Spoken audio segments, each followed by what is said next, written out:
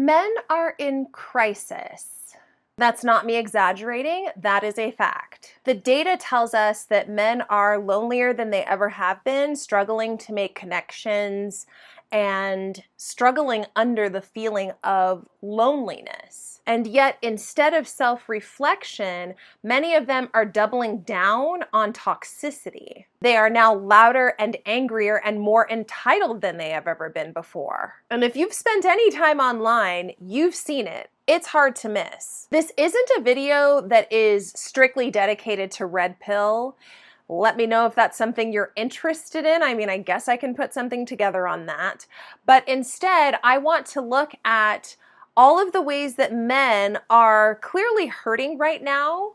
They are suffering, they are feeling loneliness, they are lacking human connections and their ability to relate to other people, but they also are not willing, or at least a lot of the men that I see online, in influential spaces, don't seem to be acknowledging the role that men have played in creating this disaster that they're living through. Ladies and gentlemen, my name is Antoinette Chanel and welcome to my channel. And in having this conversation, let's start by talking about dating culture. Older men now feel that it is appropriate to insult the women who are the same age as them.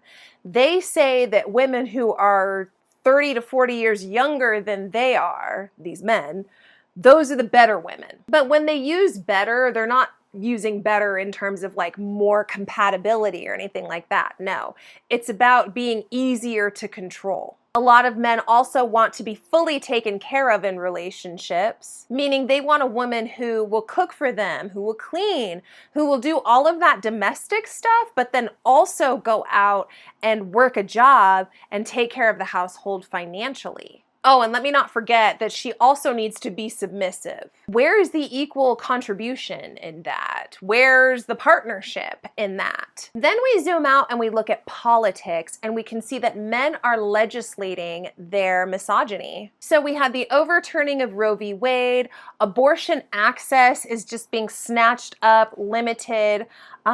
It's becoming very hard for women to obtain abortions in the United States. And disturbingly, some states still even allow for child marriages. The state of Tennessee only banned marriages for people under the age of 17 in 2022.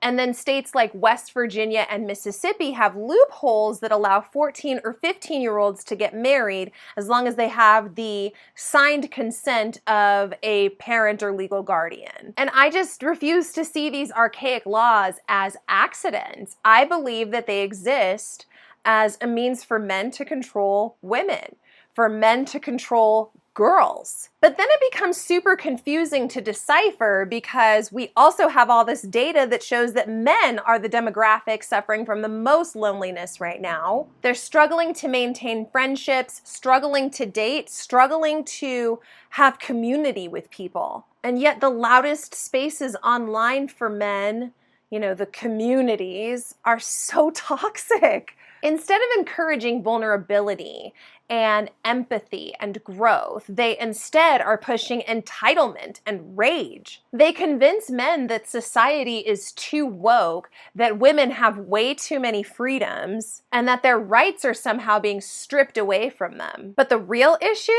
Most of these men refuse to self-reflect. They'd rather blame the world than look in the mirror. Take Drake. He literally bought fake abs. He treated his child's mother like garbage. He has a reputation for shady behavior with the women who his friends date. But instead of examining that pattern, he just keeps performing the same toxicity on bigger and bigger stages. He's always got shots for somebody, whether that be Rihanna or A$AP Rocky or whoever else he's mad at the time. Or look at Jack Doherty. He sort of fancies himself as an OnlyFans pimp, But do you notice how a lot of the women who work with Jack often don't stay working with him for very long? Right now, the girlfriend that he has, last I checked, I don't check on him often, but last I checked, which was like a month ago, he had like a Temu version of the original girlfriend that he was dating. Like she had the same hair highlights and everything. Shoot, by the time I finally get to editing this video and posting it, she might be out of the picture, further illustrating my point. And this cycle will only continue for Jack and people like him because exploitation only lasts for so long.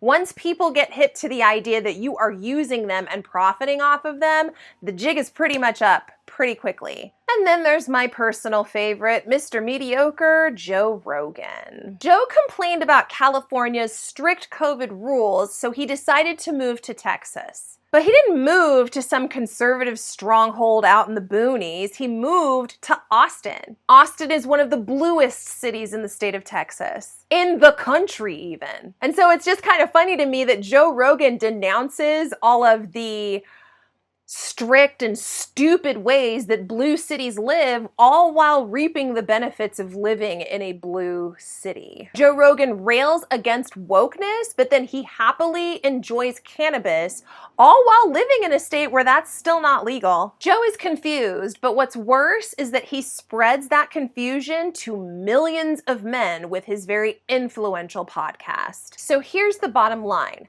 Men are in crisis, there's no doubting that.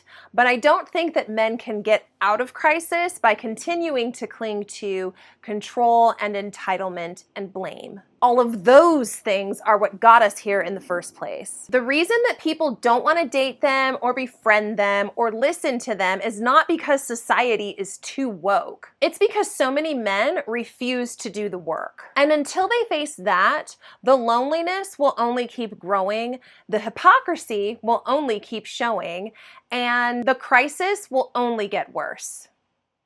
Those are my thoughts. Friends, if you liked this video, please give it a thumbs up and also leave some comments below. What do you think is the answer to the crisis that men are currently in, that they can't seem to save themselves from with everything that they're doing right now?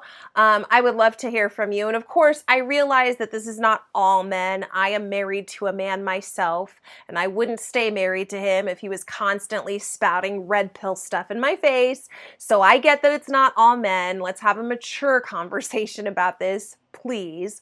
Also, if you liked this video and you want to see some other content from me, consider hitting the subscribe button. That way you'll see all my playlists, all the videos I have here on YouTube.